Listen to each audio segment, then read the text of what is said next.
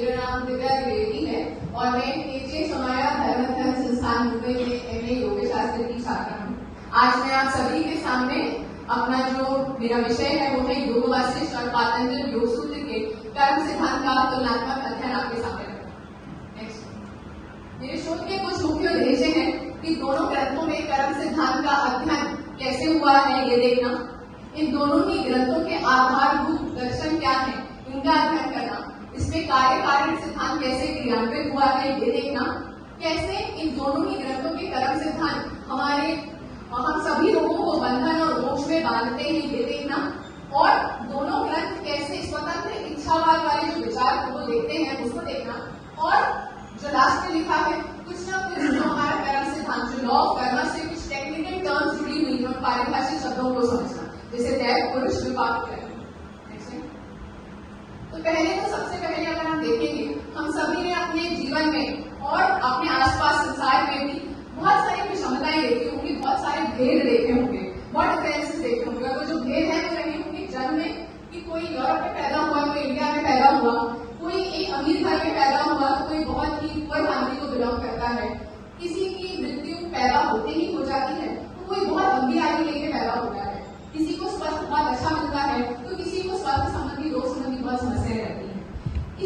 इसको अगर हम देखें कि ये अगर कुछ कार्य के रूप में हमारे संसार में हो रहा है, तो हमारे दर्शनों में ऐसी विचारधारा करी, क्या इसके पीछे कुछ कारण है? तो हमारे दर्शनों में चारवाक दर्शन आप देखेंगे जो कि स्वभाववाद या यदृच्छावाद के नाम से भी जाना जाता है। उनका मानना ऐसा था कि ऐसी कोई चीज नहीं है, इसका कोई कारण नहीं है, सब कुछ नेचुरल प्रोसेस में अपने आप हो रहा है, ये थोड़ा तर्कसंगत नहीं है।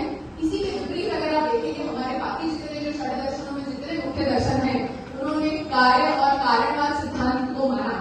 इसमें क्या बोला गया कि यदि अगर कुछ कार्य हो रहा है, यहाँ पे विषमताएं हैं, डिफरेंसेस हैं, तो इसका मतलब है कि कुछ ना कुछ कारण जरूर है, वो क्यों हुआ है। अब उसमें उन्होंने क्या अवधारणा करी, या तो हो सकता है कि वो ईश्वर या ब्रह्म की इच्छा है कि सब में भेदभाव हो, या दूसरा माता पिता जो इस जीव को संसार में लेके आते हैं वो चाहते हैं। लेकिन आप देखेंगे कि दोनों ही तर्कों में कहीं ना कहीं ऐसा लग रहा है कि हम ईश्वर को या अपने माता पिता को पक्षपाती बोल रहे हैं, पार्षद बोल रहे हैं, जो कि ऐसा केस नहीं है। कोई भी ईश्वर है, कोई भी माता पिता अपने दो बच्चों के बीच में भेद नहीं करेगा। यही से तीसरा जो सिद्धांत है कर्म सिद्धांत, जिसमें मैं बात करने वाली हूँ, ये इसकी जो अवधारणा है हमारी सभी दर्शनों में बहुत ही अच्छे तरीके से अलग अलग स्वकीय दृष्टिकोणों के साथ की गई है। कर्म सिद्धांतवाद के अनुसार व्यक्ति जैसा कर्म करता है उसे वैसा ही फल मिलता है अपने एक नियत समय के अनुसार। और नेक्स्ट स्लाइड। सबसे पहले यदि हम देखेंगे कि पातंजल योग सूत्र में महर्षि पतंजलि इसको कैसे समझाते हैं, ये कर्म क्या है, तो महर्षि पतंजलि ने ऐसा बोला कि जो चित्त के स्तर पे, चित्त हम समझ सकते हैं मनोबुद्धि और अहंकार, इसके जो योग को अगर हम देखें तो चित्त कहा जाता है, इसके स्तर पर जो क्रिया होती है उसको कर्म कहा जाता है।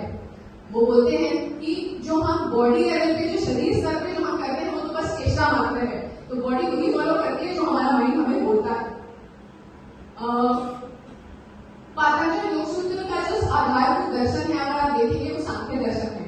उसके अनुसार महर्षि पतंजलि कहते हैं कि हम सभी जीवों में जो 25 तत्व है वो सेम है, वो सभी में एक ही बराबर है, एक ही जैसे है। तो क्या कारण है कि कर्मों में भेद है? तो उनके अनुसार 3 चीजें हैं। पहला तो सभी जीवों में सत्व, रजस और तमस, ये तीनों अलग अलग मात्रा में होते हैं, जिसके कारण उनकी क्रिया में, उनके कर्मों में भेद होता है। दूसरा, सांख्य के अनुसार वर्णित किए गए हैं अष्टबुद्धि भाव। अष्टबुद्धि भाव मतलब धर्म अधर्म, ज्ञान अज्ञान, राग और वैराग्य, ऐश्वर्य और अनैश्वर्य, इनके आधार पर भी व्यक्ति के जो कर्म है उनमें बहुत भेद होता है। और तीसरा, महर्षि पतंजलि के साधन पाठ में ही 5 क्लेशों का विवरण किया है, अविद्या, अस्मिता, राग, द्वेष और अभिनिवेश। इन तीनों के कारण भी व्यक्ति के कर्मों में बहुत भेद होता है। और क्या होता है कि इसी से व्यक्ति जैसे ही मन में कुछ सोचता है उसके चित्त में एक संस्कार पड़ता है, क्योंकि वृत्ति उत्पन्न होती है, उस संस्कार से उसके मन में एक वासना पैदा होती है। वासना बस धातु से बना है, अर्थात जो मन में ही रहता है, तो उससे फिर वृत्ति उत्पन्न होती है और व्यक्ति फिर एक कर्म करता है। तो यहाँ देखिए हम लोग कर्म चक्र में फंसे हुए हैं। इससे छूटने के लिए महर्षि पतंजलि क्या एक्सप्लेन करते हैं, क्या समझाते हैं? उन्होंने 4 प्रकार के कर्म बताए हैं। जो पहले 3 हैं, शुक्र कर्म, कृष्ण कर्म और विश्व कर्म।